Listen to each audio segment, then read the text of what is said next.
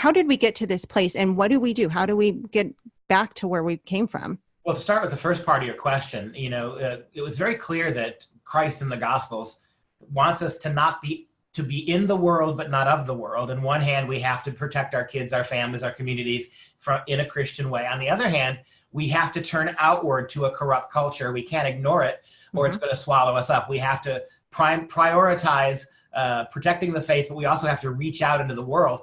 And so many homeschool moms and dads, I think you're right. They think that their kids are safe, that by pulling out of the schools, they fix the problem. And they really haven't, because not only are we paying for it with our taxpayer dollars, but we are sowing the seeds of our own destruction, because as these kids become more, and there's still way more, like not for 9.5 out of every 10 school kids are public school kids. And so as they become more indoctrinated, more secular, they're convinced now that God was never meant to be a part of the culture, that our Constitution somehow banishes God from public spaces.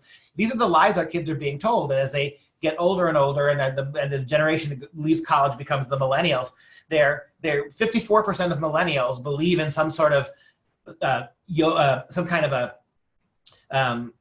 occult behavior, right? They believe in tarot cards, they believe in astrology. 54% of them believe in sort of occult spirituality, and less than 50% actually believe in God. And that's going to come back to bite us. You and me can homeschool our kids, but will your kids be able to homeschool theirs? We've already seen California, the state you ran away from, wisely got out of.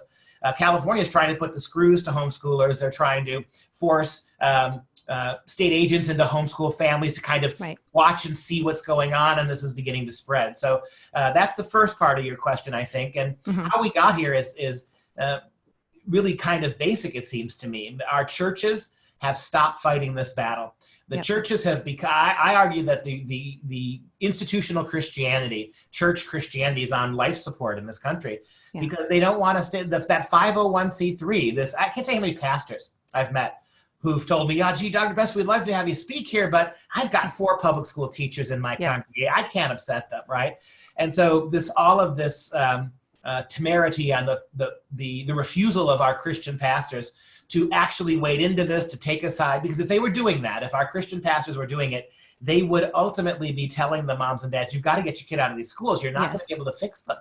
And so the first thing, sorry for being long-winded, but the first answer to your question is, you got to get them out. If we're going to fix any of this, many, many more American kids have to be educated outside of that system. And it's happening, but not fast enough.